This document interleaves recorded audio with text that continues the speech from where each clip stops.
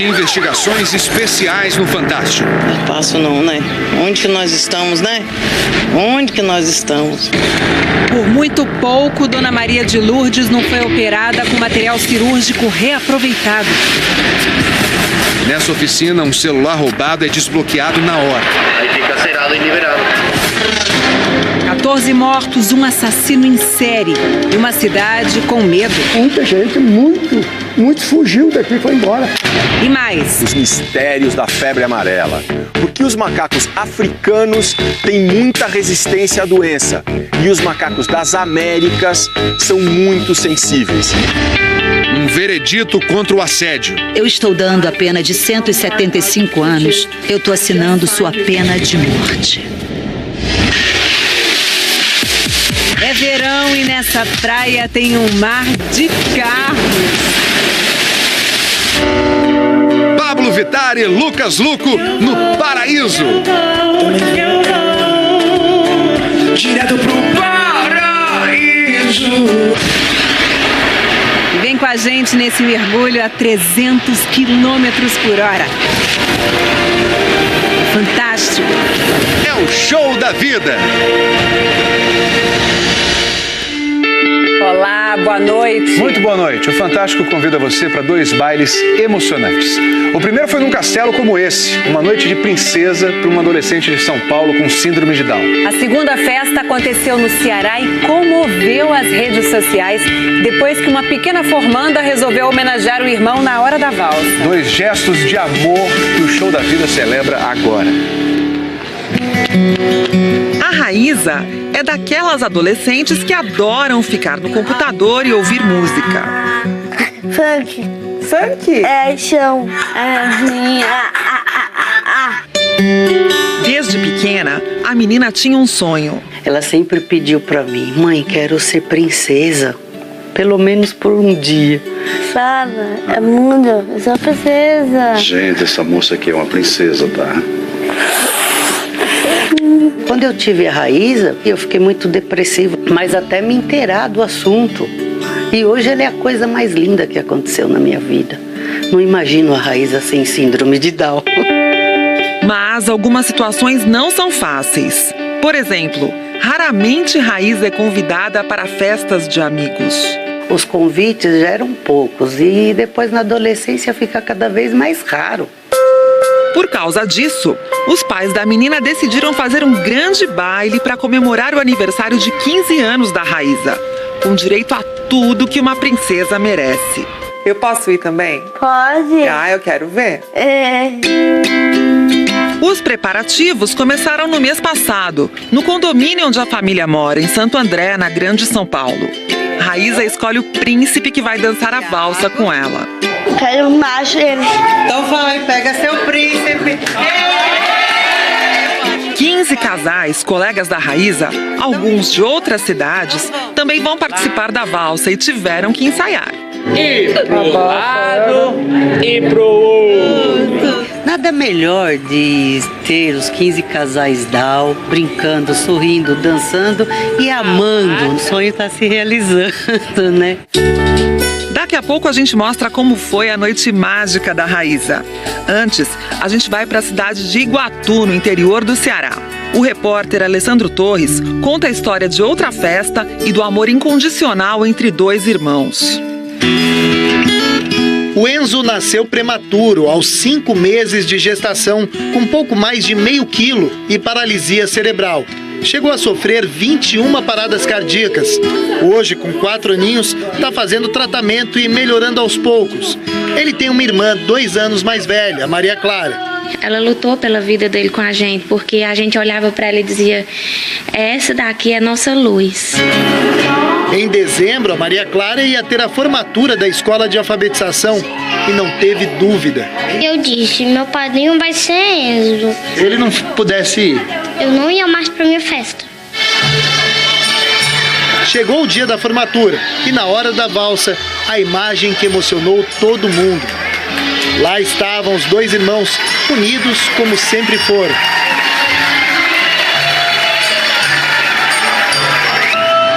A família postou o vídeo na internet. Já foram 14 milhões de visualizações. Todos nós estávamos gravando os nossos filhos, mas quando eles começaram, aí automaticamente todo mundo foi gravar eles, porque estava muito lindo. Tudo aconteceu aqui neste salão de um clube da cidade. A Maria Clara não chegou a ensaiar a dança com o irmão. Tinha aprendido só alguns passos de valsa um dia antes. E naquela noite, houve ainda um outro momento entre os dois irmãos que não chegou a ser tão divulgado, mas emocionou do mesmo jeito a todos que estavam presentes. A menina quis receber o certificado da escola das mãos do Enzo. A Maria Clara, ela foi desprovida de qualquer preconceito. Exemplo vivo, assim, de amor. A Maria Clara quer cuidar do Enzo para o resto da vida. Se eu for médica quando crescer, eu vou poder cuidar dele. Eu quero ser médica. O amor dela por ele é incondicional. Ele é o menininho mais fofo do mundo.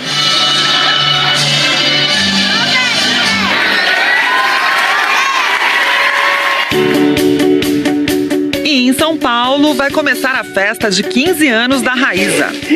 O dia da Raíza vai ser do jeitinho que ela sonhou. Num castelo de verdade, com um vestido de princesa e cercada das pessoas que ela mais ama.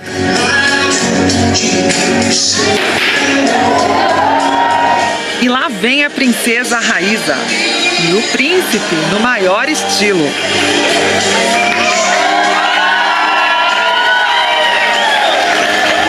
Depois, um momento especial. O pai dá para a filha um colar de ouro. Te amo.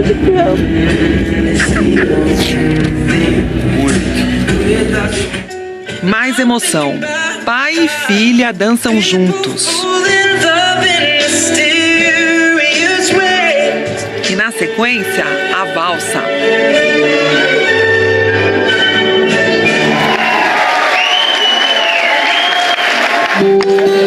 E princesa que é princesa merece um passeio de carruagem e uma declaração de amor dos pais. Mas como é grande o nosso amor por você.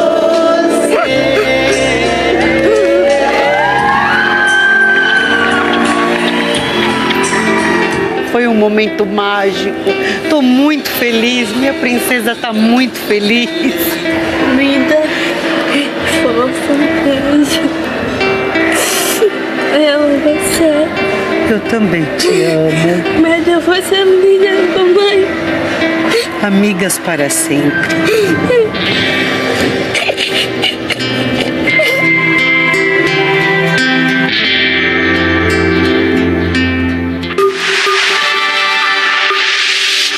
Poderia ter sido um filme de terror, mas virou um extraordinário exemplo de habilidade dos médicos. Marivaldo, de 11 anos, estava brincando quando caiu em cima de um espeto de churrasco que atravessou o coração dele. Começava ali uma corrida para salvar a vida do menino. A mãe do menino não tem dúvida. Foi um milagre. A cena é tão surreal que parece montagem. Com um espeto de 70 centímetros atravessado no coração, Marivaldo foi trazido do interior de Pernambuco para o Hospital da Restauração, no Recife. Essas imagens foram feitas pelos socorristas do SAMU. Parecia que a gente poderia medir a frequência cardíaca da criança pela pulsação do espeto. E isso assustou um pouco, mas também foi bom porque fez com que a gente agisse mais rápido, certo? Procurasse imobilizar aquele objeto mais rápido, que era primordial. Uma situação extremamente delicada, que exigiu rapidez e muito cuidado de vários profissionais, mas que deu certo. São 170 quilômetros de estrada de Toritama, onde aconteceu o acidente há 10 dias, até o Recife. A mãe, Dona Maria das Dores, estava na sala e Marivaldo, de 11 anos, foi brincar com o sobrinho de 7 anos. Os meninos estão de férias e, sem os pais saberem, eles tiveram uma ideia de vir aqui para a parte de trás da casa, para o quintal, subir nessa escada para chegar na caixa d'água. Marivaldo estava nessa parte mais alta. Quando ele chegou ali, bateu num espeto que era guardado no telhado. O espeto caiu com a ponta virada para cima nesse balde.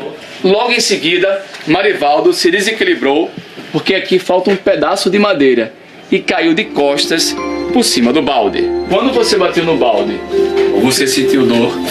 Não. Sentiu o quê? Só senti o espeto entrando. Marivaldo pediu ajuda ao sobrinho. Júlio César, corre, vai chamar a mãe, Júlio. Pensei que eu estava brincando e era uma espadinha e queria me assustar. Aí quando eu vi aquilo, eu doidei na hora. Nessa história, muitas pessoas ajudaram a salvar a vida de Marivaldo. Os médicos daqui da cidade, lá do Recife, o motorista da ambulância e a moradora desta casa. Na ação, ela já foi com a mão no espeto para puxar. Fui em cima e pedi para ela não puxar. Não puxe não, Dorinha, não puxa, pelo amor de Deus, não puxa. E eu ia tirar, a sorte é que a vizinha aí gritou, não, Dorinha, tu mata ele. Aí eu parei, mas eu ia tirar o espeto.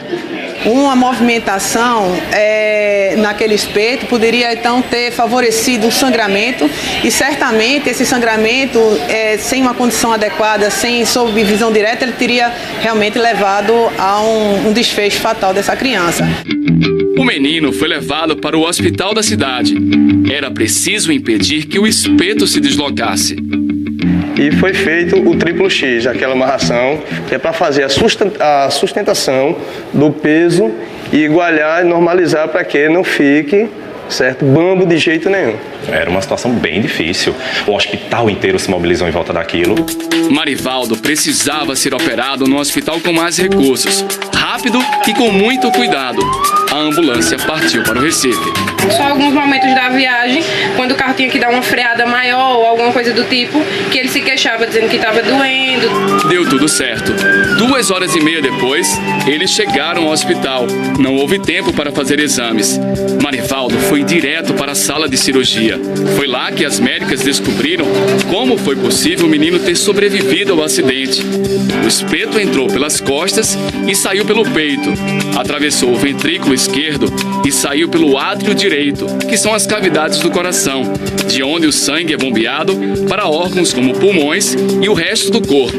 Por sorte, não atingiu nenhuma válvula nem vasos sanguíneos, o que permitiu que o coração continuasse funcionando, mesmo perfurado. O próprio espeto, quando ele atravessou o coração, ele estava provocando um tamponamento.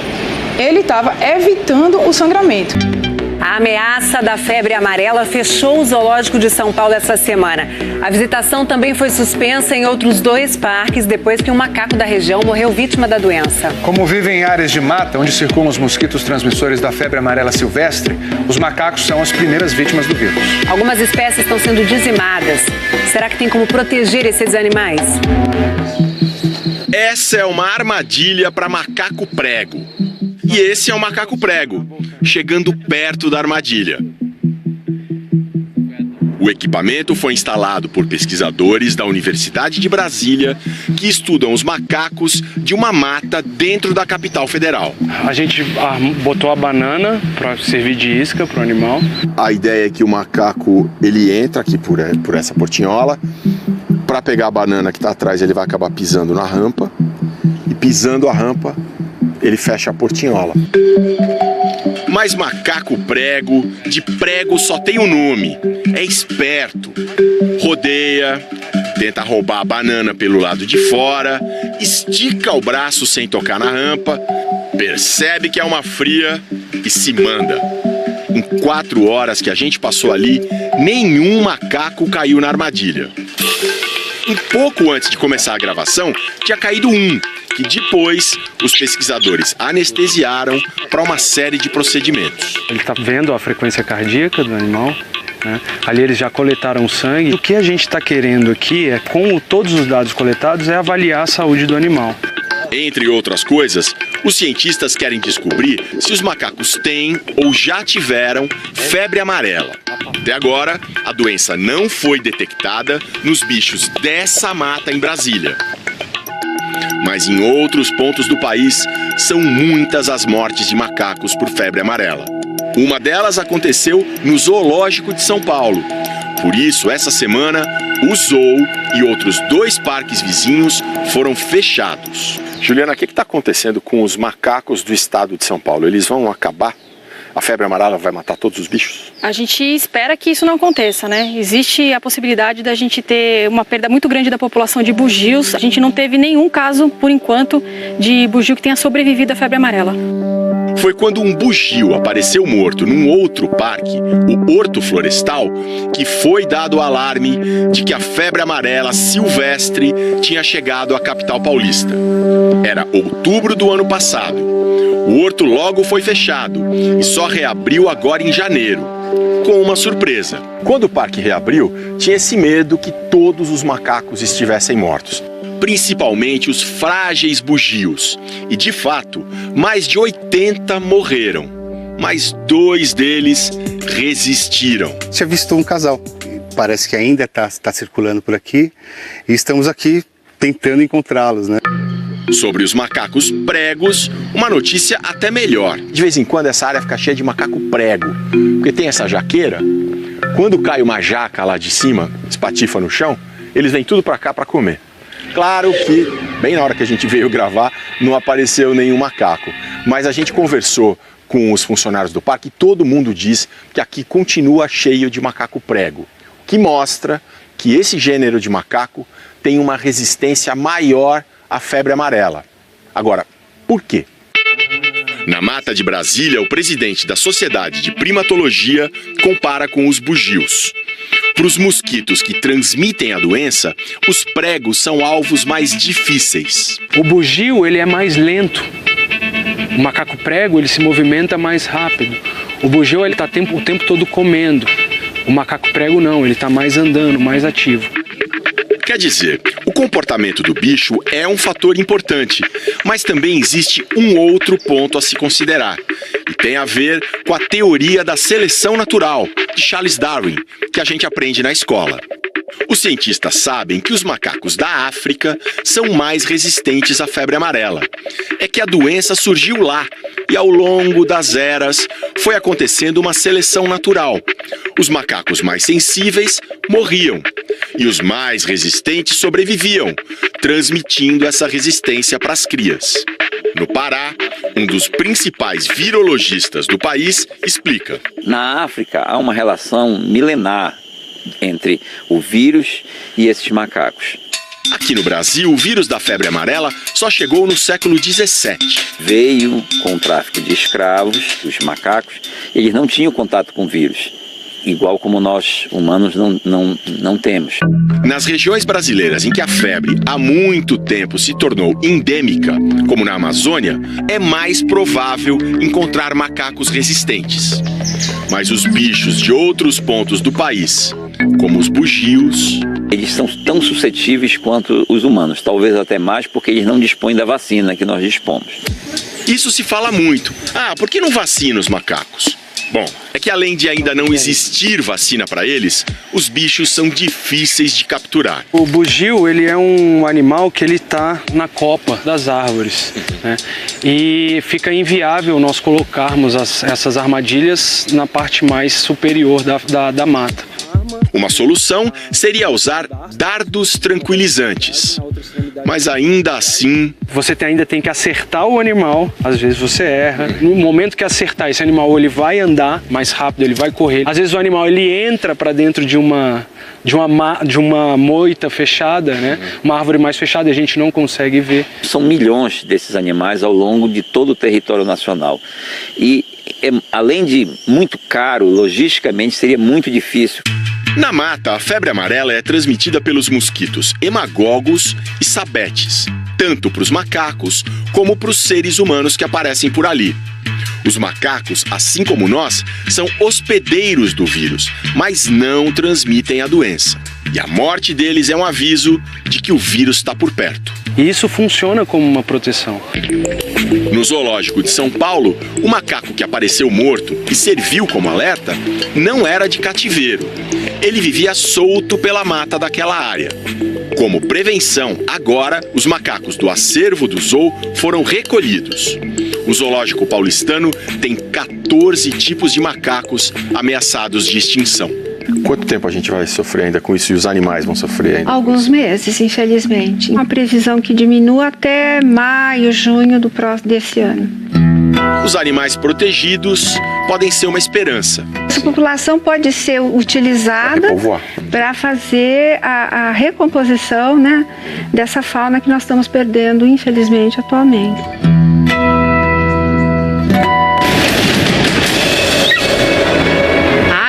capricha na velocidade máxima. Um mergulho a 300 km por hora. Planeta Terra, vamos à la playa?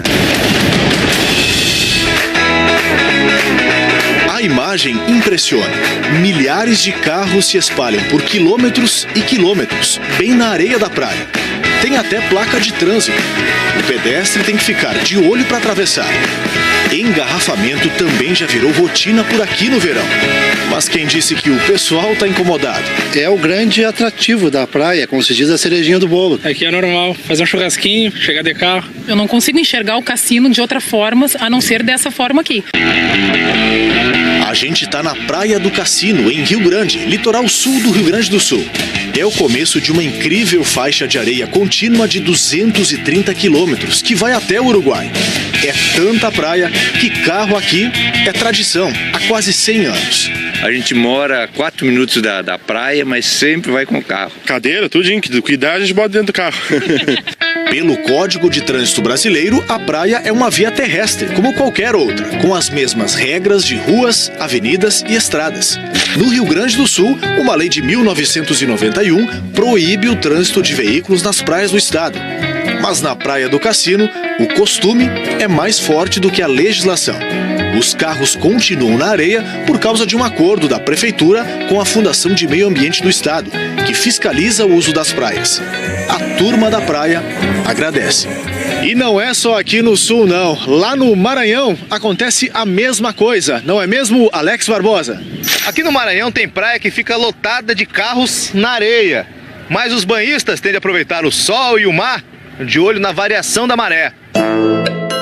O mar sobe tão rápido que pegou esses motoristas de surpresa no verão de 2014. Nada que tire a animação dos banhistas na praia do Araçagi. Com o carro do lado, vale até sentar de costas pro mar. Tá tão gostoso aqui, rapaz, a gente olha pra tudo quanto é lado, é bonito. Então a praia já, só dela tá fazendo essa massagem em mim, eu tô satisfeito. Ambulantes aqui em São José de Ribamar, região metropolitana de São Luís, também circulam em 2 ou 4 rodas. E a estratégia costuma dar certo. Aqui é uma loja ambulante, entendeu? Aí só que a vitrine vem até o cliente. Olha a rede, olha a rede, olha a rede! Já sai daqui com os trem praticamente tudo comprado. O carro sai lotado. O carro sai lotado. O problema por aqui é que você tem que saber aonde coloca o carro, viu? Porque se colocar no lugar onde tem areia fofa, o carro atola. Aí o jeito é cavar. Vai, vai, vai, vai!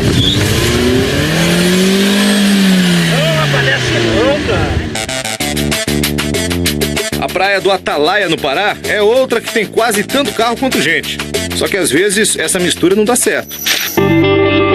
Aqui na Praia do Cassino, no Rio Grande do Sul, um homem de 90 anos morreu atropelado no verão passado quando estava sentado na beira do mar. A motorista não quis fazer o teste do bafômetro e tinha a carteira de habilitação vencida. A prefeitura afirma que tem fiscalização na orla, mas esse pesquisador que usou drones para contar os carros diz que os motoristas estão indo cada vez mais longe por um lugar ou uma vaga ao sol. Nós já chegamos a contar 12.500 veículos dentro de uma faixa de aproximadamente 16 quilômetros. Só que se os veículos começam efetivamente a se deslocar ainda mais ao sul, são mais áreas que nós começamos a trazer restrições à vida natural nesses ambientes. A cidade debate a criação de uma faixa de 300 metros sem veículos na praia, mas nada saiu do papel ainda. Pelo jeito, aqui e em outros cantos do Brasil, os carros vão continuar a fazer parte da paisagem do verão por muito tempo.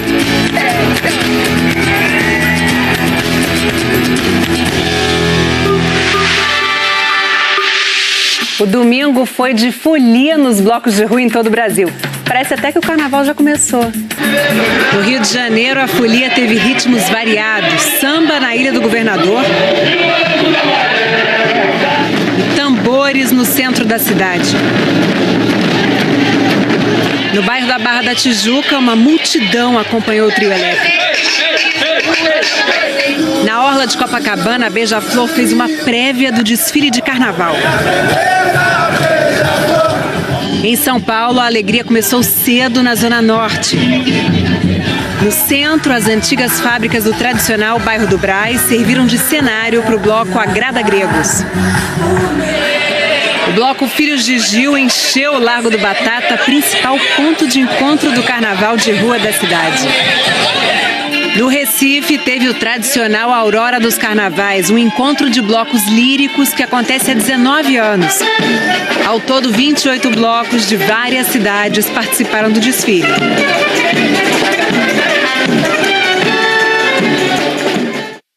A desembargadora, presidente do Tribunal Regional Eleitoral do Mato Grosso do Sul, agiu nos bastidores e ameaçou o diretor de um presídio para tirar o filho dela da cadeia. Ele tinha sido preso por tráfico de drogas e de armas. Esse é o teor da denúncia que o Ministério Público do Estado acaba de apresentar à Justiça.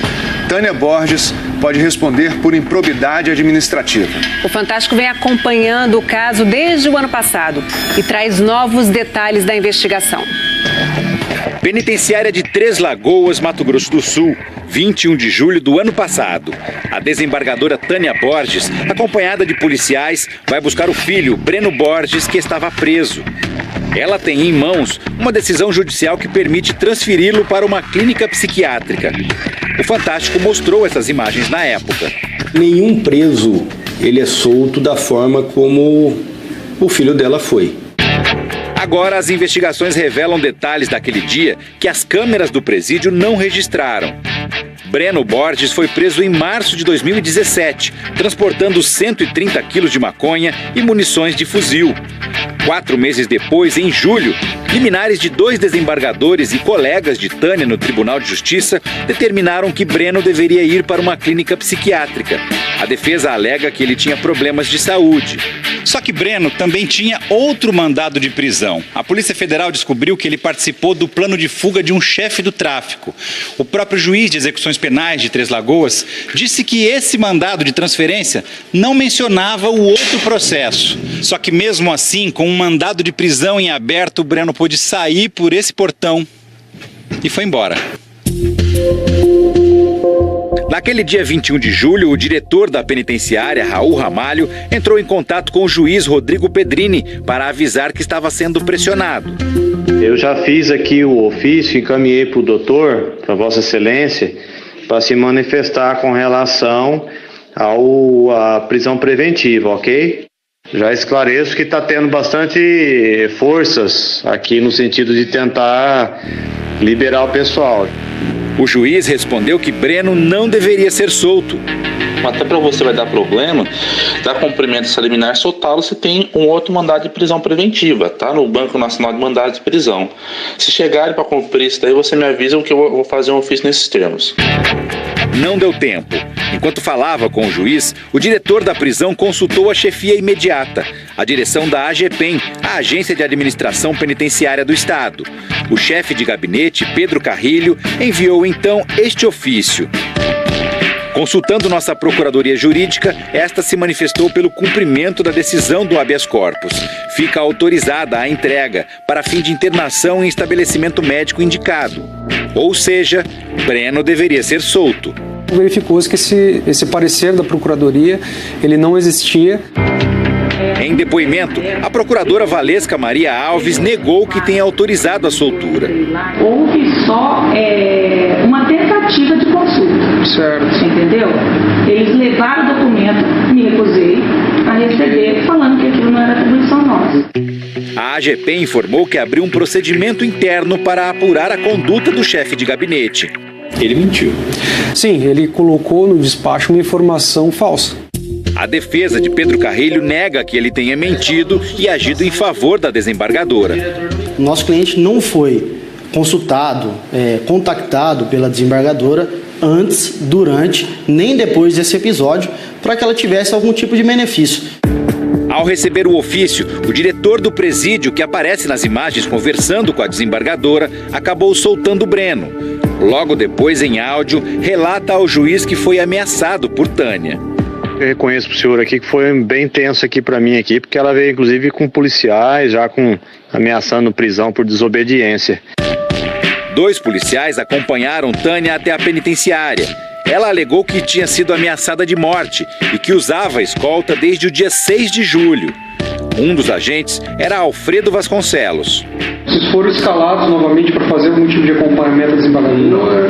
Nesse momento não. Não houve escolta em nenhum momento anterior, então somente e exclusivamente para essa ida até a unidade penitenciária de Três Lagoas para pleitear a saída do custodiado. Foi um fator de pressão, né? Um fator de coerção para a direção da unidade penal. O Ministério Público pediu à Justiça que Tânia Borges seja condenada por improbidade administrativa. Os promotores querem que ela devolva o dinheiro gasto com o carro e os policiais e ainda pague multa. Esse processo pode criar uma situação inédita no Brasil. É que, além de despachar no gabinete, aqui no Tribunal de Justiça de Mato Grosso do Sul, a desembargadora também tem por rotina atravessar essa rua para dar expediente aqui, ó, do outro lado. Ela é a atual presidente do Tribunal Regional Eleitoral do Estado. Se for condenada, ela perde os direitos políticos, não pode nem votar nas eleições desse ano. E mesmo assim pode comandar o processo eleitoral. Tânia só pode ser afastada dos cargos ou aposentada compulsoriamente por decisão do Conselho Nacional de Justiça. Em nota, o órgão informou que toda a coleta de provas já foi feita e que o processo deve entrar na pauta em fevereiro. Mas só o presidente do CNJ pode decidir quando o assunto vai ser discutido no plenário. O advogado da desembargadora nega irregularidades. A defesa não tem dúvida alguma que este processo será arquivado pela inocência da desembargadora Tânia. Posteriormente a isso, ela buscará responsabilizar aqueles que estão fazendo tanto mal à sua imagem de boa mãe e de uma curadora eficiente do filho. 3 laudos concluíram que Breno Borges tem problemas psicológicos, mas que é capaz de saber o que é certo e errado. Ele voltou para a prisão em dezembro do ano passado e deve ser julgado em breve. Se qualquer agente pudesse trazer questões particulares para justificar os seus atos, a administração pública seria privada, né? Então a gente tem que atuar para que a administração seja pública.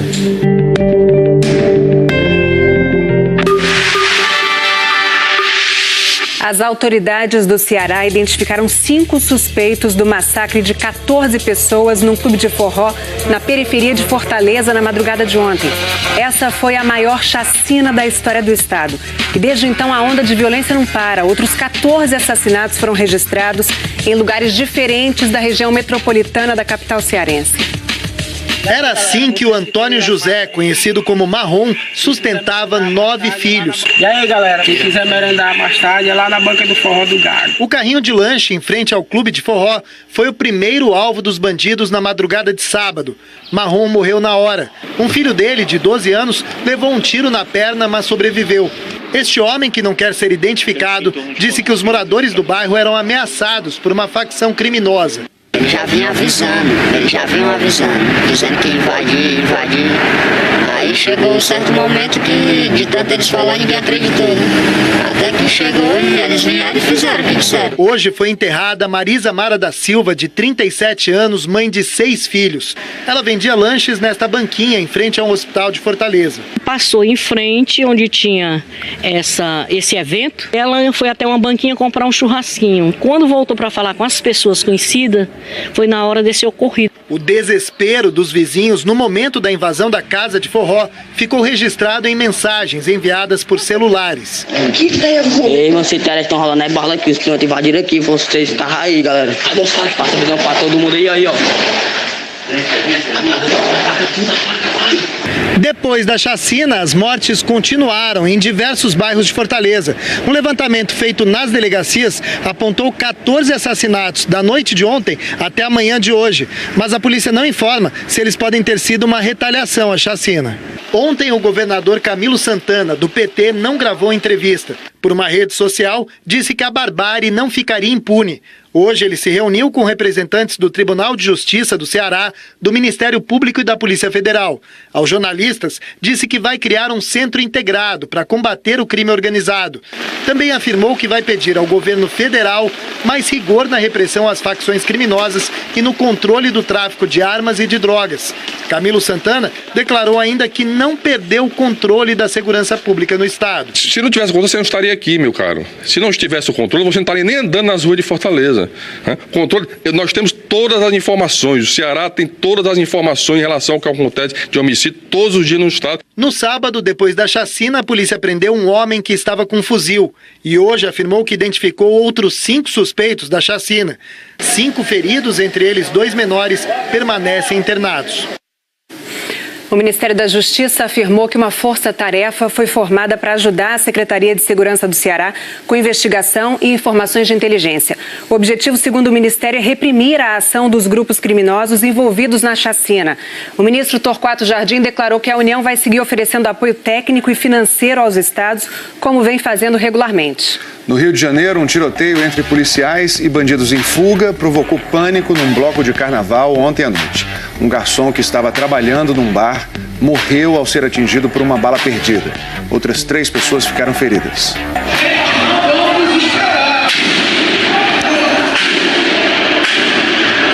Um bloco de carnaval no meio do fogo cruzado. Policiais trocaram tiros com bandidos que fugiam em 3 carros. Teve pânico e correria em ruas da Tijuca, na zona norte do Rio. Pelo menos 15 tiros atingiram esse carro. Os bandidos se protegeram atrás dele para atirar nos PMs. Lá dentro estavam 2 amigas que voltavam de um outro bloco e escaparam sem ferimentos. Saiu bandido de tudo quanto é lado, começou a trocar tiro com polícia. Aí começaram a trocar tiro os bandidos, fizeram o carro dela de escudo. Esse outro carro de um aplicativo de transportes também ficou todo perfurado. A passageira foi baleada no braço. 2 policiais também ficaram feridos no tiroteio. Os polícias baleados dentro da viatura. Um garçom atingido por uma bala perdida morreu na hora. Samuel Ferreira Coelho tinha 24 anos. Os clientes contaram que o garçom estava servindo uma bebida na calçada quando o tiroteio começou. Ele levou um tiro de fuzil no peito. O Samuel estava cobrindo as férias de um amigo. Trabalhava aqui há 15 dias.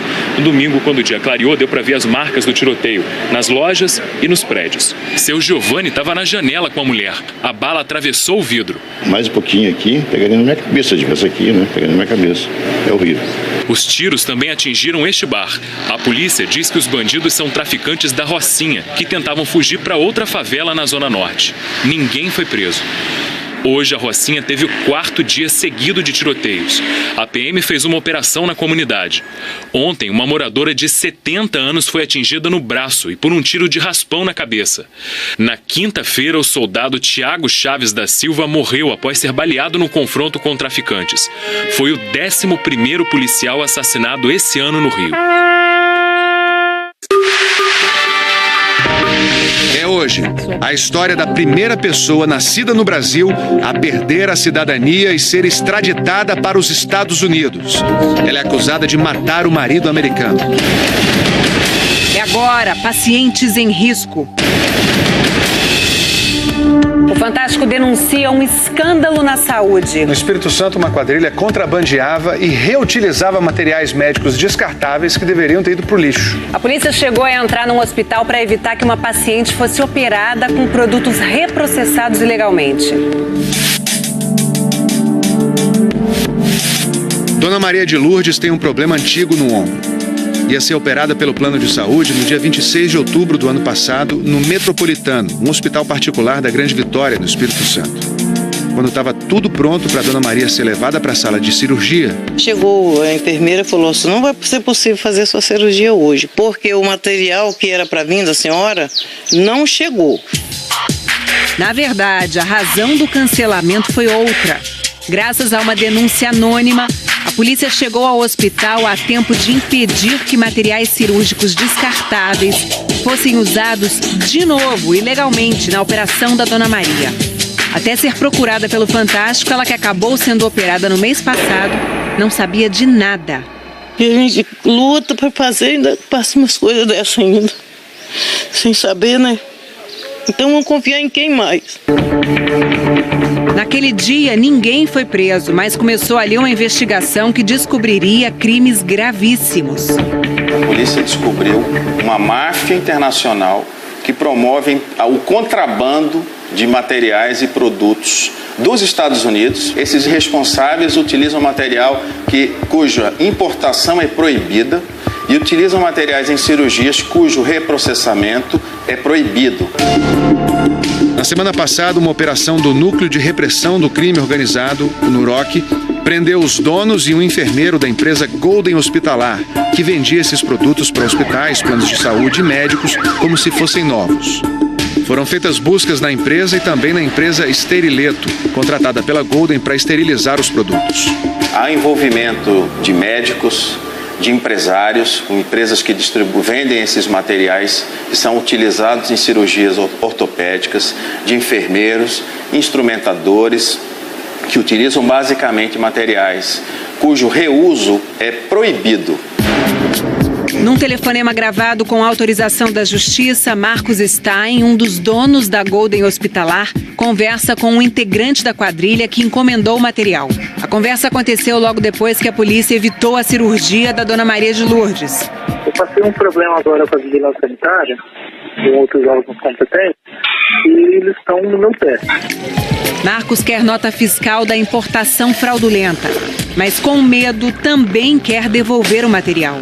Com essa auditoria que eu estou tendo na empresa, ela só pode entrar com nota. O que eu combinei com você foi eu te mandar o material, eu não tinha nota, ele não aceitam devolução do material. Eu já paguei sobre o transporte desse material, a gente fez desse jeito, deixando claro que não é um material legal. O mercado sabe. Com a ajuda da Vigilância Sanitária da cidade de Serra, onde fica a sede da Golden e o hospital, a polícia descobriu que os materiais foram reprocessados mais de 2.500 vezes entre 2016 e 2017. Inclusive agulhas e fios de sutura descartáveis. A dona da Esterileto diz ao repórter Roger Santana que a culpa é de um ex-sócio dela. O que houve foi uma falha pela gestão antiga da entrada desse material na empresa. Ela diz que tomou medidas para evitar que isso aconteça de novo. A gente está sendo até muito chato com os clientes quando alguém tenta enviar para a gente alguma coisa que não pode ser processada. As empresas, então, elas mandam materiais que não podem ser processados? Sim, testam a gente o tempo inteiro. Na busca feita na sede da Golden Hospitalar, a polícia encontrou carimbos de 3 médicos e um receituário assinado e carimbado por um 4º médico, só que em branco. Isso é um documento do médico, particular do médico, ele não pode fazer. E é uma prática muito suspeita. Os 4 médicos estão sendo investigados. E pacientes que eles operaram no Hospital Metropolitano estão preocupados. Dona Nilza teve de fazer uma cirurgia na mão no fim do ano passado. É horrível saber, a sensação é muito ruim. Porque, na verdade, estou correndo risco, né? E se tivesse dado algum problema mais sério? Seu Carlos operou o joelho. Se teve algum problema na minha cirurgia, vou ter que investigar, né? Os riscos vão desde uma infecção por vírus, por hepatite, né, até micobactéria. E esse dano que pode ser causado à saúde desse paciente, ele nem sempre vai aparecer hoje. Ele pode aparecer daqui a 10 anos. A polícia ainda investiga quantos procedimentos e cirurgias foram feitos com o que deveria ter sido descartado. E também quantos e quais pacientes podem ter sido vítimas do esquema. Já se sabe que entre as pessoas operadas ou submetidas a procedimentos estão algumas que têm câncer. As investigações apontam numa prática mais usual do que se imagina e que acontece no país inteiro, que é um crime gravíssimo contra a saúde da população. Uma segunda empresa distribuidora de material médico no Espírito Santo, a Alfa Medical, está sendo investigada pelo reprocessamento de material descartável. O próprio proprietário confessou que de 2012 a 2016 ele realmente vendia produtos reprocessados, proibidos. A Alfa diz que os envolvidos diretamente na investigação foram demitidos tão logo identificadas irregularidades na conduta dos mesmos. Nós já fizemos nota técnica de orientação para todos os hospitais do estado para que não usem material dessas 2 empresas. Em nota, o Hospital Metropolitano diz que suspendeu o recebimento de produtos que eram adquiridos por planos de saúde das empresas mencionadas no inquérito. E está apurando a eventual responsabilidade de profissionais citados nas investigações. O médico Nilo Lemos Neto afirma que o receituário encontrado na sede da empresa Golden tinha a finalidade de cumprir o fluxo burocrático para confirmação de materiais que ele usou em cirurgia específica. Antes de enviar a nota, ele tinha dito por telefone que depois de uma cirurgia entregou o receituário para um auxiliar preencher. Essa função de preencher laudo. Não é uma coisa comum, mas caso eu esqueça e estivesse no momento de correria, isso aconteceu. Ele não pode delegar isso a terceiro de jeito nenhum. Se ele fizer isso, ele está incorrendo em infração ética. Os advogados do enfermeiro Tiago Aim, que continua preso, dizem que ele é inocente e está colaborando com as investigações. Procuramos por telefone e também nos locais de trabalho os médicos que admitiram que os carimbos encontrados na Golden Hospitalar são deles. Eduardo Ramalho e Rodrigo Souza Soares não retornaram os recados deixados pelo Fantástico. O advogado do médico Marcos Robson Alves Júnior diz que ele apresentou à polícia documentos que comprovam sua idoneidade no que tange à relação médico e paciente e que ele está à disposição para esclarecer quaisquer fatos necessários para a conclusão da investigação. Não conseguimos contato com Carlos Eduardo Rodrigues Soares, o ex-sócio da empresa Esterileto. Os advogados de Gustavo Deri Chagas e Marcos Stein, donos da Golden Hospitalar, afirmam que a empresa nunca forneceu materiais, produtos ou serviços impróprios ou inapropriados para uso devido a quaisquer de seus clientes. Agora a Polícia Federal vai entrar no caso. Nós estamos sugerindo a todos os estados da federação que façam um pente fino nesse setor, porque claramente essa não é uma questão que está limitada às divisas do Espírito Santo. Onde que nós estamos, né? Onde que nós estamos? Misericórdia.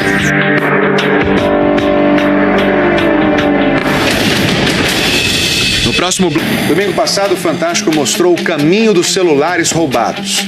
Com o aplicativo espião, nós monitoramos os aparelhos e chegamos até os ladrões. Agora você vai ver a facilidade dos bandidos para desbloquear e clonar os celulares.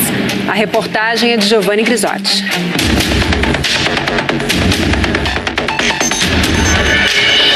Atenção, te roubaram. Um alerta cada vez mais comum nas grandes cidades do Brasil. Acho que levaram o celular. Centro de Porto Alegre. O repórter Giovanni Grisotti sai com um celular no bolso da mochila. Rapidamente desperta a atenção destes dois homens. Eles seguem o repórter até que dão o bote. Atenção, te roubaram.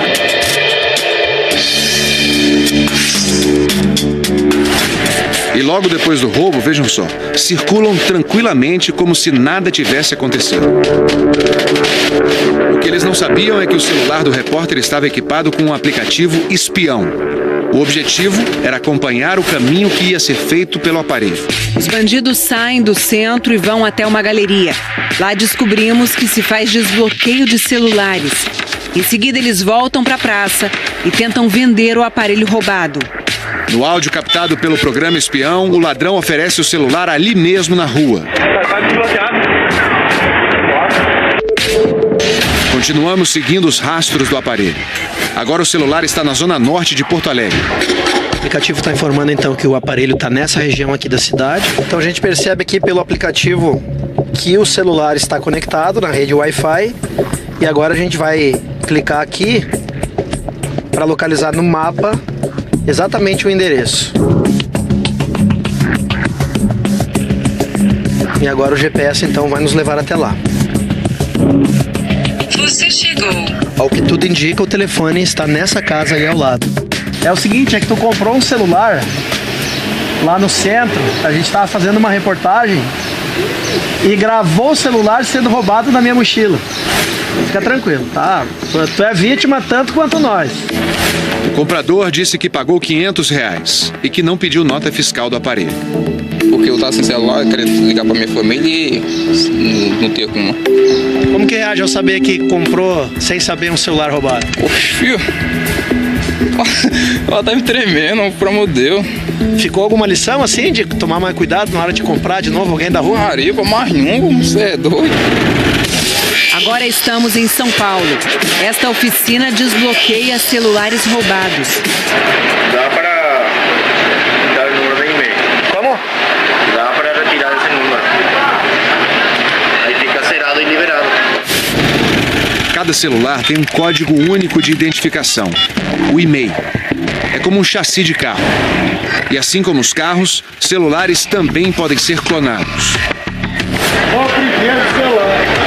E é isso que alimenta a indústria do roubo. Daí ele cria outro e-mail, no caso. Sim, ele fica zerado, tu cria outro, um e-mail novo. Ou seja, o celular ganha uma nova identidade.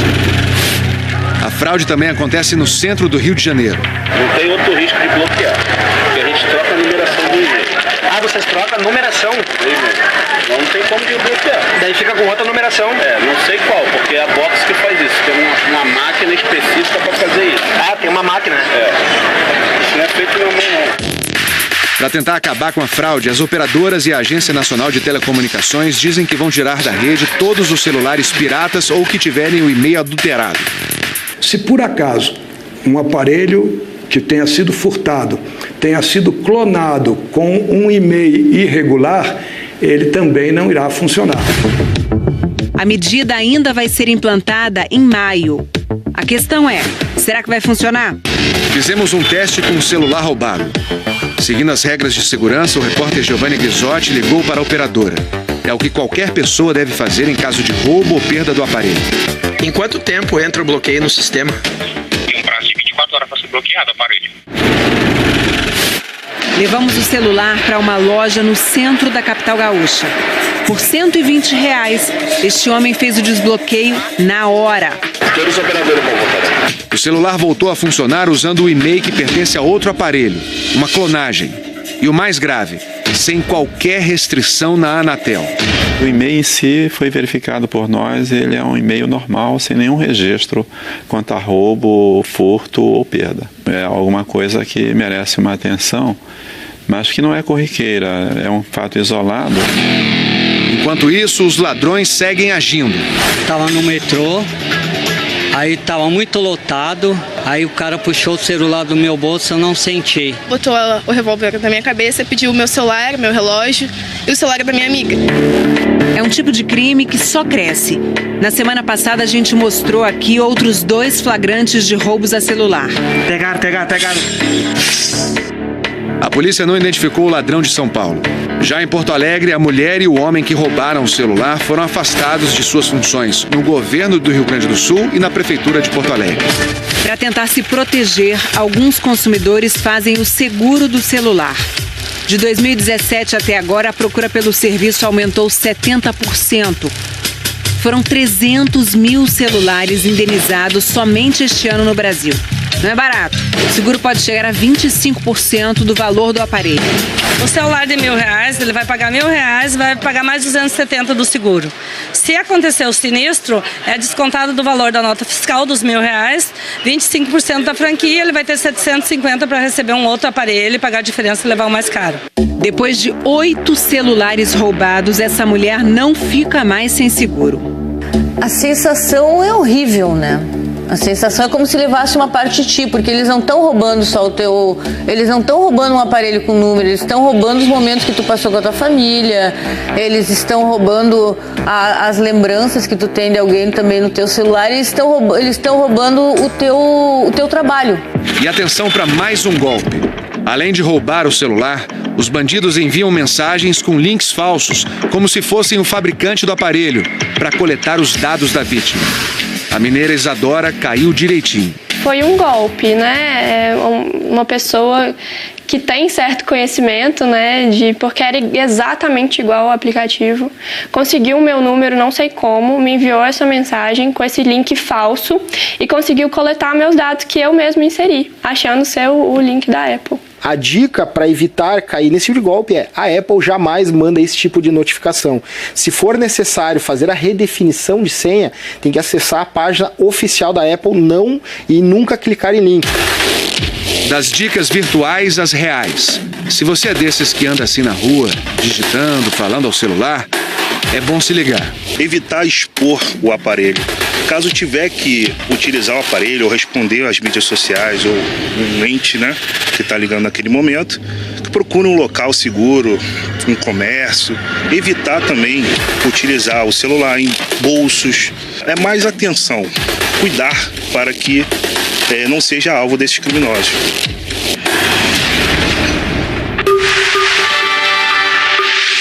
À noite, ações falsas na internet. Uma Uma penca de restaurantes paga 10 libras, quase R$50 por críticas positivas em sites de viagens. O inglês resolveu brincar com esse mundo de fake news. Em vez de fazer avaliações falsas, por que não um restaurante falso? O que ele não esperava era virar o número 1 de Londres.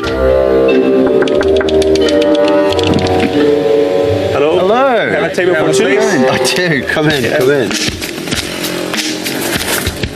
O Fantástico foi conhecer o restaurante The Shed, o Galpão. Difícil acreditar que alguém caiu nessa. Bem-vindo ao melhor restaurante de Londres. Como é que isso aqui virou o melhor restaurante de Londres? Você precisa de um nome e um endereço, e eu nem botei o número da casa. Disse que só aceitava reservas. Era para ninguém aparecer mesmo. Depois comprei um telefone só pro The Shed e criei um site. No cardápio inventado, o Oba apostou num conceito excêntrico. Em vez de pratos, prometia servir sensações. O chefe interpreta o astral do cliente. Então pedi para ele fazer uma receita dessas pra gente. Essa aqui é a minha vieira grelhada. A receita que a vovó fazia pra mim. One that grandmother used to make.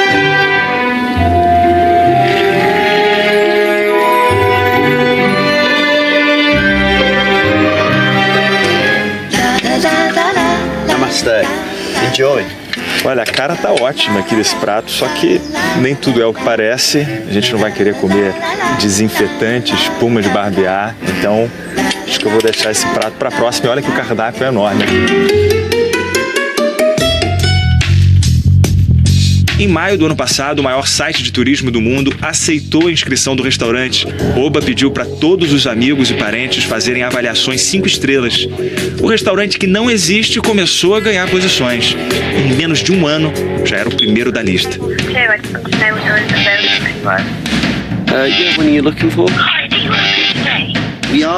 Oba recebia ligações dia e noite e desconversava. A desculpa era sempre a mesma. A gente só tem mesa para daqui a semanas. Um dos maiores críticos culinários de Londres tweetou: até que enfim o restaurante reconhece que comida é sobre sensações. Eu quero experimentar a contemplação.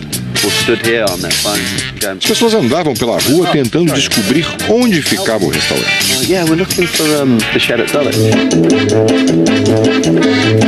Oba decidiu dar a Londres o que a capital queria e por uma noite o The Shed existiu. Em vez do cardápio falso, Oba teve que improvisar. Ele comprou um monte de comidas prontas e aceitou 8 clientes. A casinha ficou lotada de galinhas à escolha do cliente, tipo lagosta de restaurante chique. O DJ aumentava o som para disfarçar o alarme do micro-ondas. Oba conta que dali a 40 minutos, um casal que veio da Califórnia foi embora furioso. Mas na sequência, outros já queriam reservar uma próxima noite. Assim que a brincadeira foi divulgada pelo jornalista, o site de viagens tirou o The Shed do ranking e deu dicas para ficar de olho nas avaliações. Desconfie do uso excessivo de exclamações e exageros. Cuidado quando houver uma onda de avaliações positivas. Investigue o perfil de avaliadores que elogiam demais. O site garante que tem tecnologia para identificar avaliações falsas, ainda que para Oba a história tenha sido muito real. Voltem sempre, Brasil.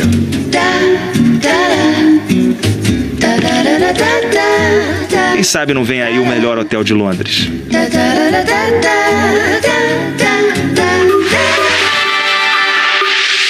Subiu para 103 o número de mortos no ataque terrorista de ontem em Cabul, a capital do Afeganistão.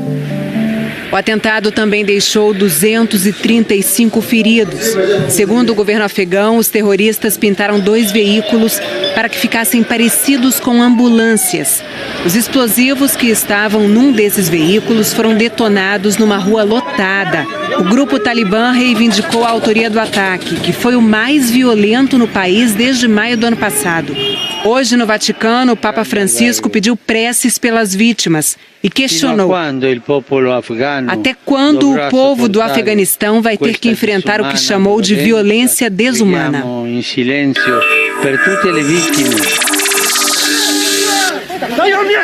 A polícia da Rússia deteve hoje o líder da oposição, Alexei Navalny. Momentos antes, ele tinha aparecido num protesto em Moscou, onde pediu para que os eleitores não participem da eleição presidencial, marcada para 18 de março. Os agentes cercaram e derrubaram Navalny, que depois foi levado para um ônibus da polícia. Alexei Navalny está proibido de participar da eleição. Segundo as pesquisas eleitorais do país, o atual presidente Vladimir Putin deve ser reeleito facilmente. Mas neste domingo, manifestantes foram às ruas de uma centena de cidades russas para protestar contra a eleição presidencial. É hoje o assassino em série que deixou uma pequena cidade em pânico. É agora, o escândalo de abuso sexual que revoltou o mundo. 175 anos na prisão. Larry Nassar, ex-médico da seleção de ginástica dos Estados Unidos, foi condenado esta semana por abusar sexualmente de garotas, algumas quando ainda eram crianças. Durante 7 dias, dezenas de mulheres compartilharam no tribunal suas histórias de dor. Depoimentos fortes e emocionantes que você vê agora.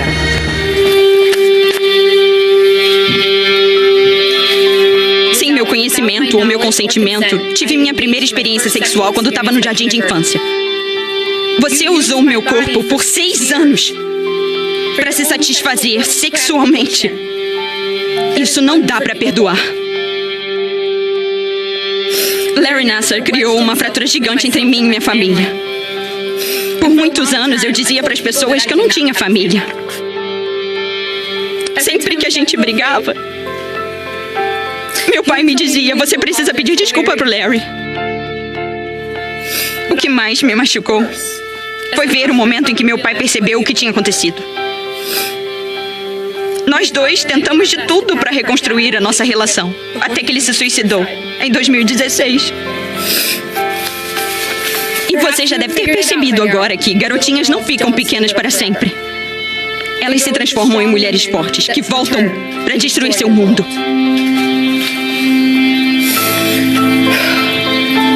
Kyle Stevens foi só a primeira. Mais de 160 mulheres relataram que foram abusadas sexualmente por este homem. Larry Nassar, ex-médico do time de ginástica dos Estados Unidos. No banco dos réus, ele vai ouvir todo o sofrimento que causou. Eu pensava que treinar para as Olimpíadas seria a coisa mais difícil que eu teria que fazer na vida.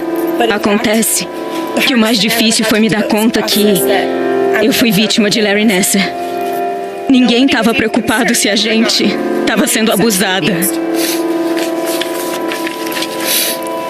Eu fico brava comigo mesma por não ter percebido antes. E isso está acabando comigo. Apesar de eu ser vítima, eu não quero e eu não vou viver minha vida como uma. Sou atleta olímpica. Jordan Weber foi medalhista de ouro em Londres em 2012. Simone Biles e Gabby Douglas, duas campeãs olímpicas, também foram vítimas de Larry Nassar. Assim como Ali Heisman, dona de 6 medalhas nos Jogos. Larry, você consegue perceber que nós, esse grupo de jovens mulheres que você tanto abusou por tanto tempo, somos fortes. E você não é nada. O tratamento com você era obrigatório. Eu ficava deitada com a barriga para baixo e você na cama insistia que aquele toque inapropriado iria curar a minha dor. Você mentiu para mim e me manipulou. E quando me tocava, dizia que estava de olhos fechados porque estava cansado. Mas na verdade, estava tocando uma criança inocente para se satisfazer. Seus abusos começaram há 30 anos. Se em todo esse tempo apenas um adulto ouvisse e tivesse a coragem e o caráter de agir, essa tragédia seria evitada. Larry, você deveria ter sido preso há muito tempo.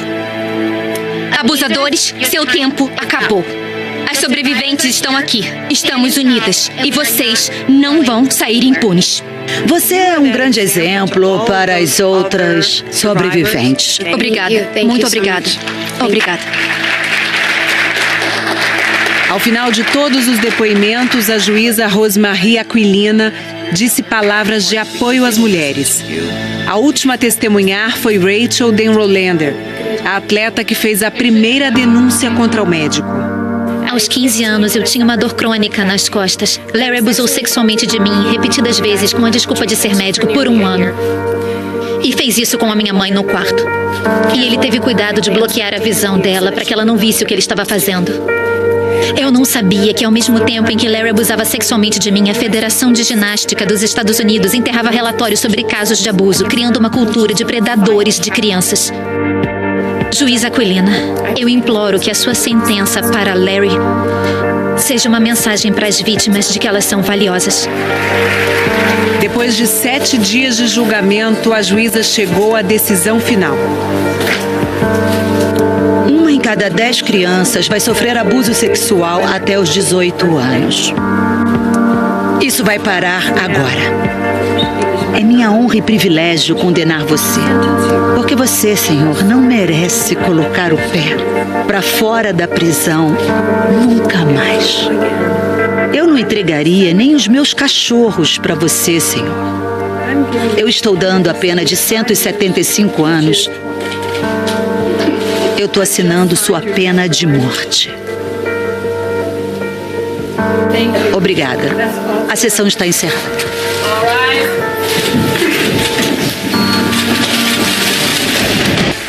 Cláudia Cristina Sobral. Para o Supremo Tribunal Federal, ela não é mais brasileira, apesar de ter nascido e crescido aqui. Aos olhos da justiça, ela só tem uma nacionalidade, americana. E por isso acabou sendo mandada de volta para os Estados Unidos, onde vai responder pela morte do segundo marido. A primeira brasileira nata a ser extraditada para sentar-se no banco dos réus. Ele me apertava o pescoço, me batia na cara, me empurrava. Eu engravidei desse homem 3 vezes e ele 3 vezes me fez abortar. Carl era um grande piloto e um ser humano ainda melhor. Duas visões completamente opostas da mesma pessoa. O americano Carl Herrig era marido da brasileira Cláudia Sobral. Cláudia é acusada de ter assassinado Carl. Um casamento com fim trágico, lá nos Estados Unidos, que provocou uma extradição inédita aqui no Brasil. Na semana passada, a carioca foi levada para responder na justiça americana pelo homicídio do marido. A história da imigrante brasileira que chegou aos Estados Unidos quase 30 anos atrás. A carioca Cláudia Cristina Sobral veio para Nova York em 1989, com vistos para trabalhar e estudar. Já no ano seguinte, ela se casou com um médico americano. Passou a se chamar Cláudia Cristina Bolt. Foi com um novo sobrenome que ela se tornou cidadã americana em 1999. No Serviço de Imigração e Naturalização, Cláudia fez o juramento exigido. Declaro que renuncio inteiramente à fidelidade a qualquer país estrangeiro do qual eu fui cidadão até agora. Pouco tempo depois, ela e o marido se separaram. E após 5 anos, Cláudia conheceu outro americano na internet. Carl Herrig tinha sido piloto da Força Aérea Americana. Participou de mais de 200 missões. Quando conheceu Cláudia, Carl era major da reserva. 2 meses depois, eles se casaram em Las Vegas. Vieram morar nesta casa, na cidadezinha de 5.000 habitantes, onde ele nasceu, no interior do estado de Ohio. No início, a relação era boa. Eu acho que no começo era muito boa, pelo menos era o que ele me contava. Só que um pouco mais pra frente houve problemas. Eu era obrigada a andar nua dentro de casa, com um salto. Eu não era permitida, a hora nenhuma, vestir roupa dentro de casa. Eu sentia muito frio, sou uma pessoa que sinto frio, sou brasileira. Meu irmão era uma das pessoas mais educadas que você poderia conhecer. Ela tinha que ter alguma justificativa, mas eu não acredito nisso que ela diz. Em depoimento à polícia, o primeiro marido de Cláudia contou que ela abusava dele tanto física quanto mentalmente e que o casamento acabou principalmente porque Cláudia era desonesta com as finanças do casal. O ex-marido disse que Cláudia transferia dinheiro para uma conta dela no Brasil. Era março de 2007. O piloto tinha um compromisso como reservista da Força Aérea, mas não apareceu na base militar. Amigos dele estranharam o sumiço, ligavam, mas ele não atendia, até que avisaram a polícia. Os policiais vieram até a casa e encontraram o corpo aí dentro, no pé da escada, com 2 tiros nas costas e 1 na cabeça. Os policiais descobriram que o revólver encontrado na casa foi comprado por Cláudia dias antes do crime e que ela aprendeu a usar a arma num estande de tiros. A perícia confirmou que a munição usada saiu do revólver de Cláudia. A justiça determinou que Cláudia fosse presa, mas ela não estava mais nos Estados Unidos. No mesmo dia em que Carl foi visto pela última vez, Cláudia saiu de casa com o carro do casal, disse uma testemunha. O mesmo veículo encontrado mais tarde no aeroporto da região. A investigação descobriu que foi lá que Cláudia começou a viagem, que terminou no Brasil. Quando voltou aqui para o Brasil, Cláudia Sobral não mostrou preocupação em se esconder.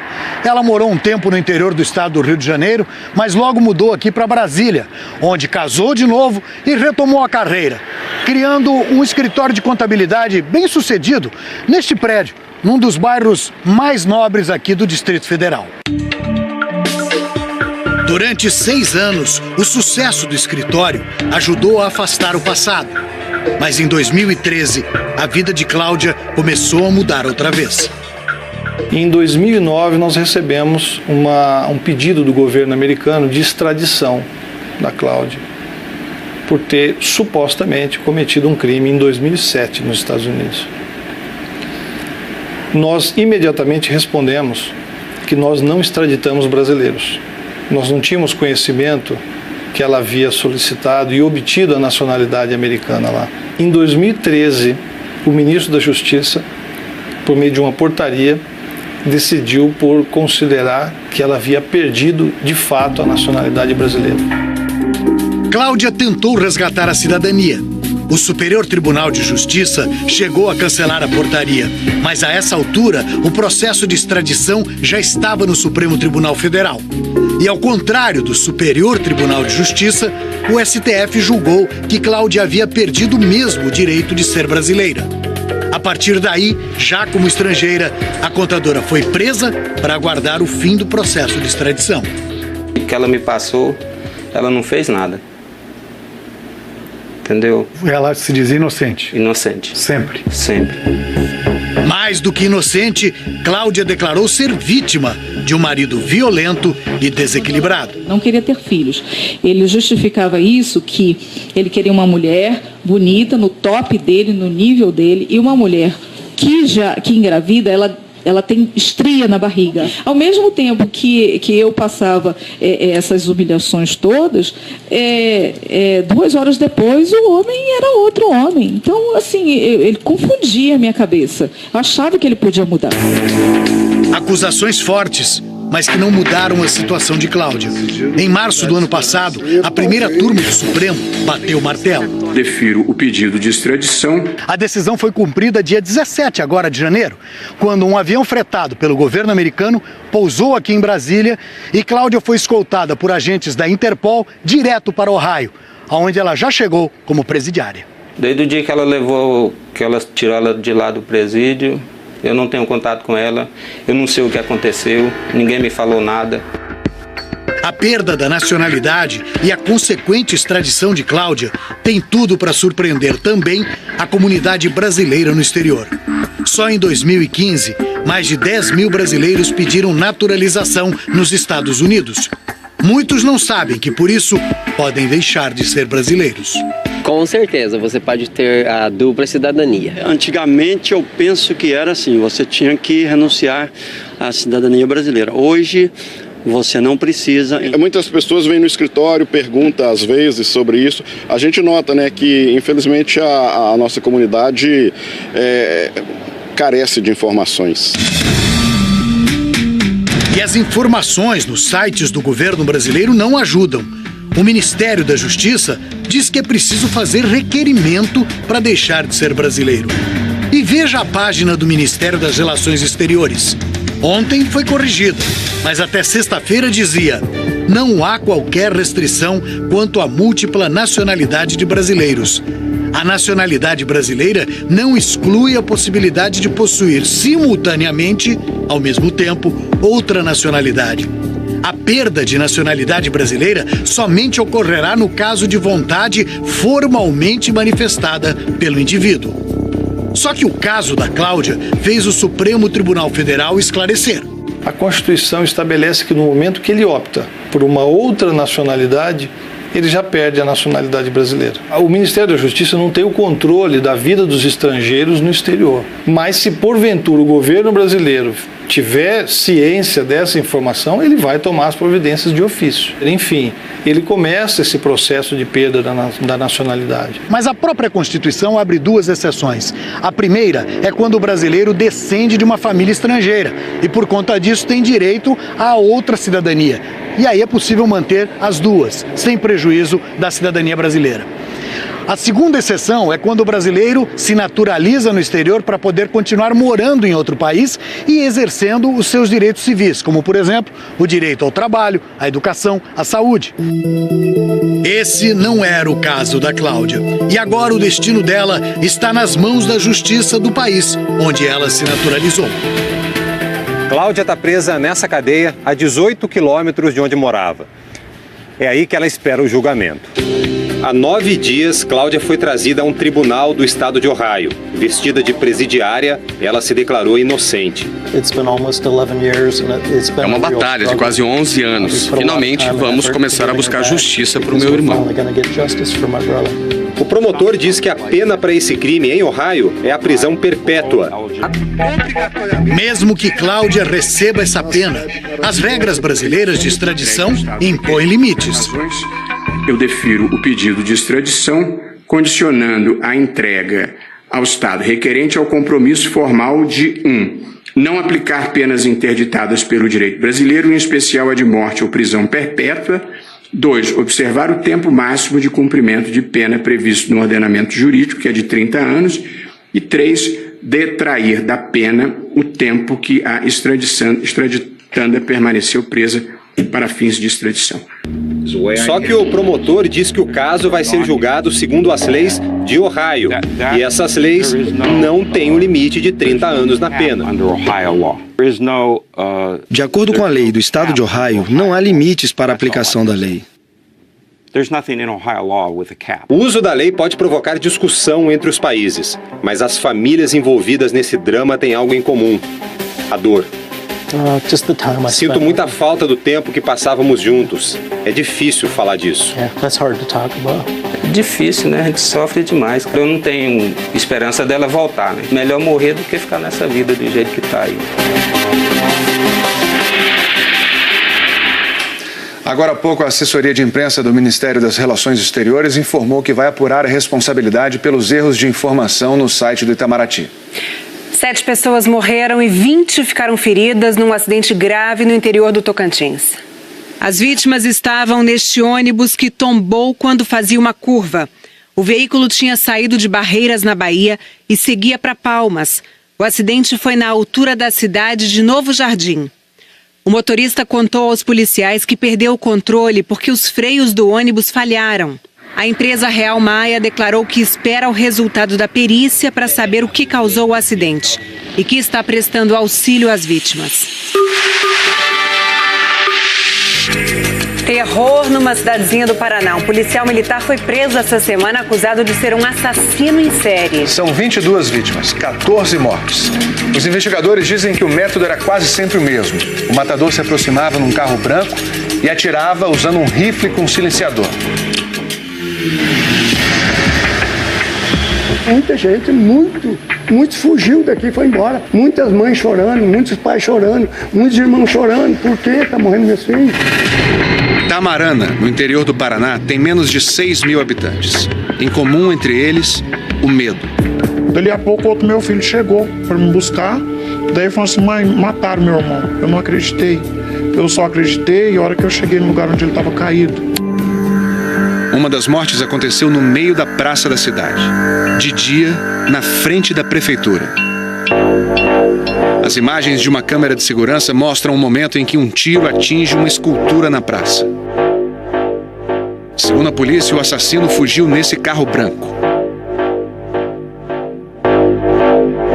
A vítima foi o mecânico Everson Gomes, de 24 anos. E uma das testemunhas que viu a cena inteira foi o próprio prefeito da cidade. Ele não quis gravar entrevista, disse que tinha medo. Mas havia outra testemunha. Eu sempre tenho medo. Eu tenho certeza, porque é ele, não tem coisa. A pessoa a quem a testemunha se refere é Marcelo Bonfim Ledo, um policial militar que pediu licença da corporação em 2012 depois de ser ferido por tiros. Em nota, o comando da Polícia Militar do Paraná diz que o PM Bonfim alegou de modo continuado problemas de sanidade mental e desde então se encontra afastado por problemas de transtorno depressivo. Segundo as investigações, Marcelo é responsável por 14 mortes e mais 8 tentativas de homicídio. Como a gente ouve lá, era realmente um matador. Um matador em Tamarana. Comportamento aí típico de homicídios em série. Em outubro do ano passado, Marcelo chegou a ser preso. A justiça recebeu a denúncia pelo crime cometido na praça da cidade, outro assassinato e uma tentativa de homicídio. Em depoimento prestado na delegacia, ele negou os crimes. Eu queria falar que a investigação me interessa porque onde vai dar isso aí? O que está acontecendo isso aí, entendeu? A partir do momento que ele foi preso, muitas testemunhas e muitas vítimas começaram a procurar a delegacia. Muitas informações começaram a chegar de várias mortes. Essa lista foi crescendo para 10, 15, até que chegou agora nesse número de 22 vítimas, né, desse mesmo autor. Em 31 de dezembro de 2017, menos de 2 meses depois de ser preso, o PM Bonfim conseguiu um habeas corpus no Tribunal de Justiça do Paraná. A decisão ela não foi adequada para as investigações, tendo em vista o temor que as testemunhas sentem em relação a isso. Marcelo Bonfim Ledo começou 2018 como um homem livre. Temos casos mediante suposto pagamento, temos casos de motivo fútil mesmo, ou questão de ser justiceiro. Inclusive, uma das alegações da defesa é que as vítimas seriam criminosos. As vítimas teriam antecedentes criminais. Mas o levantamento feito pela Delegacia de Homicídios aponta que na verdade, não. Pelo menos 7 são completamente inocentes. Uma dessas pessoas é Tiago Ferreira Gomes. E sem fazer nada já levei tiro, imagina fazendo. Tiago foi baleado em setembro de 2017 enquanto limpava o quintal de casa. Ele é irmão de Everson, que morreu em frente à prefeitura. Eu tava rastelando aqui, aí passou o gol e eu conheci a pessoa, continuei normal. Uns 15, 20 minutos depois eu levei um tiro. O tiro pegou aqui, no furo e saiu aqui. Porque aqui dá pra ver o sinal, ó. E aqui foi onde acertou o tiro. Tiago reconheceu dentro do carro o PM Bonfim. O Ledo, Bonfim, estava dirigindo. O Fantástico conversou com outra testemunha dos crimes que teriam sido cometidos pelo PM Marcelo Bonfim. No meio do pessoal de bem chama ele de Bonfim, Marcelo Bonfim Ledo, né? No meio da bandidagem chama ele de Malfim. E a gente treinava junto com as armas, né? E era sempre as armas que a gente treinava que sempre estavam no homicídio. Uma 9mm, uma 12, um cano cerrado e uma longa. Uma Winchester calibre 22. Ela acerta uma laranja a 100 passos. A Winchester 22 é um rifle de caça. A bala de calibre 22 é pequena e normalmente se deforma quando atinge o alvo. Assim, o teste de balística para identificar de que arma saiu o tiro fica muito mais difícil. Por isso, seria a arma preferida do PM Bonfim. Ela silencia 100%, ninguém ouve. Quem que é esse policial? É o Marcelo. Marcelo Bonfim Ledo. Isso. Entre as armas apreendidas estava este revólver calibre 38. Essa arma foi a responsável pela nova prisão do PM Bonfim. Ele foi preso na última quinta-feira. Em nota, os advogados do PM Bonfim disseram que os processos ainda estão na fase de investigação e que não há provas contundentes que confirmem as acusações da polícia e do Ministério Público. Marcelo Bonfim Ledo está preso no quartel da PM em Curitiba. Um teste de balística mostrou que o revólver 38 apreendido pela polícia foi usado para matar João Paulo Fonseca dos Santos. João Paulo saiu de casa na manhã de 8 de fevereiro de 2017. Andava por essa estrada de Tamarana até uma cidade vizinha. Ia preencher um currículo para uma vaga de emprego. Foi morto no caminho.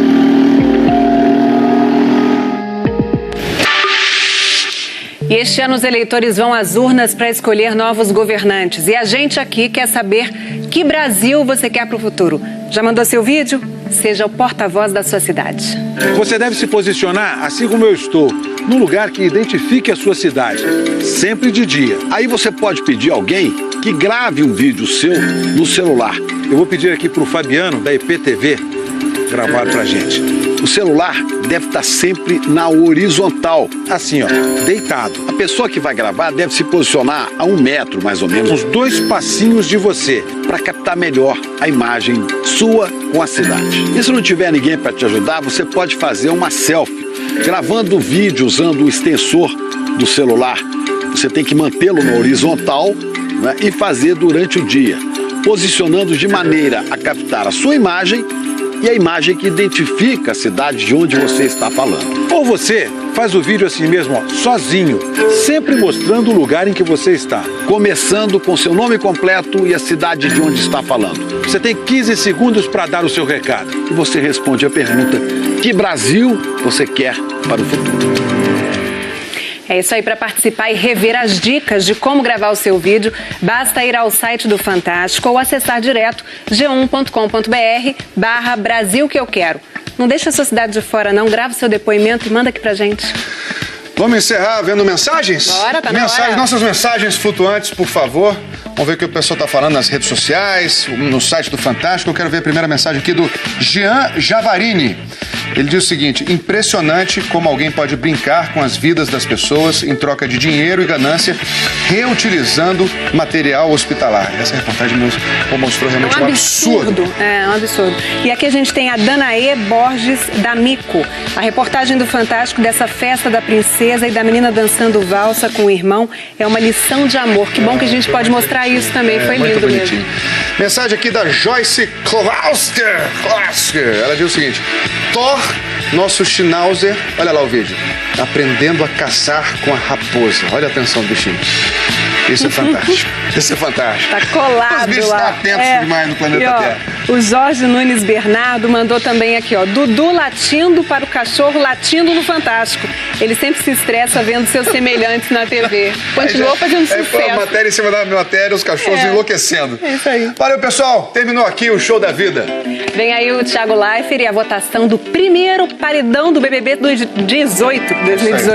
Depois tem Domingo Maior com Will Smith na pele de um herói fora do comum, Hancock. Esse é muito louco, esse Hancock. Eu já vi esse filme, muito bom.